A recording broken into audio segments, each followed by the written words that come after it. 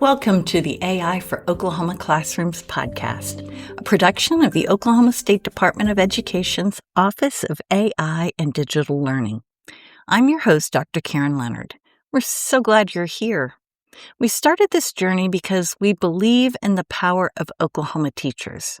We know the passion you bring to your students, but we also know that Sunday night feeling, the mountain of grading and the 3 different lesson plans you need for Monday morning. AI isn't here to replace the magic you bring to your classroom. It's here to be your ultimate teaching partner, helping you clear the busy work so you can get your weekends back and focus on what you love doing most, teaching. In our last episode, we started our series on visuals by looking at how to move beyond basic stock photos to create custom, high-quality images to use in your classroom. We talked about using AI to turn abstract concepts into something students can actually see. Today, we're taking that a step further into dual coding. If you aren't familiar with the term, dual coding is a simple idea that our brains process information through 2 channels, visual and verbal. When we combined a clear spoken or written explanation with a structured graphic, we create a much stronger anchor for that information in a student's memory. But let's be honest, creating complex diagrams, flowcharts, or infographics from scratch is an administrative hurdle that most of us don't have time for during a normal day.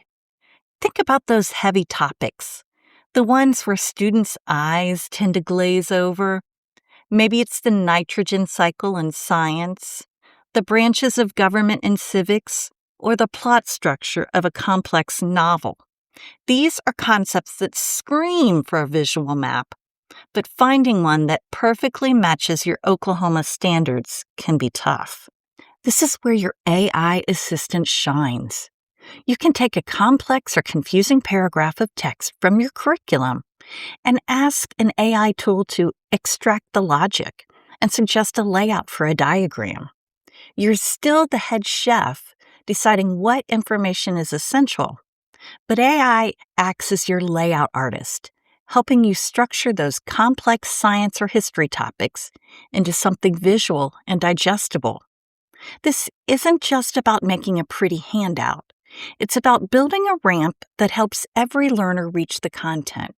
When we use AI to generate structured graphics, we are specifically supporting our visual learners and students who might struggle with heavy text loads.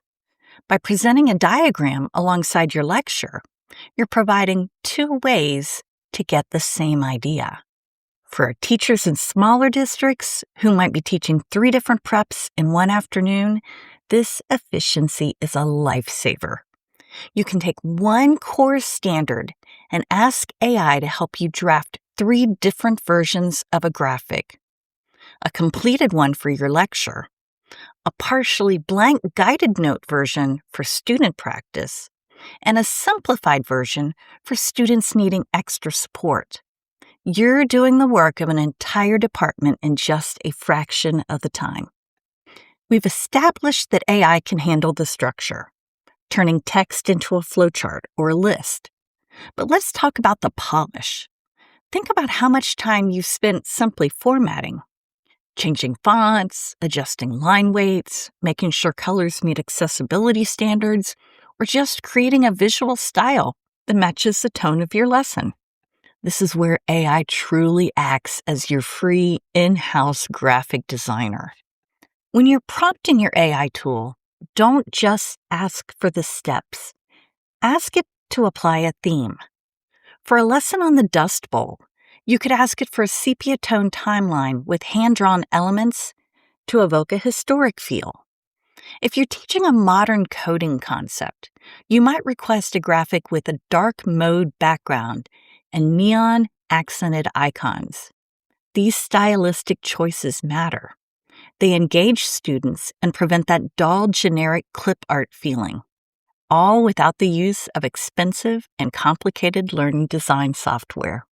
Now, with just a simple descriptive prompt, AI handles the entire design language.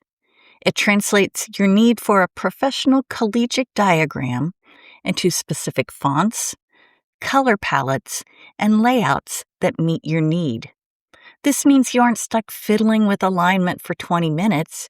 You're using that 20 minutes to actually review the concepts or differentiate a practice activity. Now, just consider the sheer variety.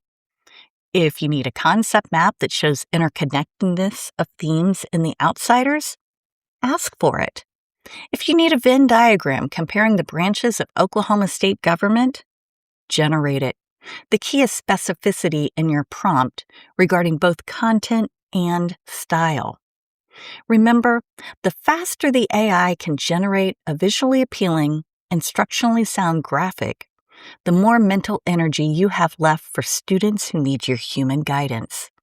This is not about generating the perfect diagram on the first try, but about getting a high-quality starting draft that needs minimal tweaking, drastically cutting down on your design labor. This time-saving principle is crucial for sustainability in a high-demand profession like teaching. Every time we use AI, it is essential that we keep a human in the loop. AI might generate the initial layout or the graphic elements, but you are the expert who ensures the science is accurate and the historical context is correct. At the end of every episode, we end up with a tomorrow morning test. One specific actionable AI win you can use in your classroom the very next day. At the end of every segment, we end with a tomorrow morning test. Just one specific actionable AI win you can use in your classroom the very next day. This episode's test is to draft a logic map. First, you need to identify a complex process or sequence that you'll be teaching soon, one that generally requires a lot of explanation. Find your favorite AI tool and copy a few paragraphs of that explanation and say, "I'm teaching this to," and enter your grade level. Break this text down into a 5-step flowchart and describe what a simple icon for each step should look like. You can use those steps and icon ideas to either quickly sketch a diagram on your own or use a different AI tool to create that graphic for you. Well, that's it for this episode.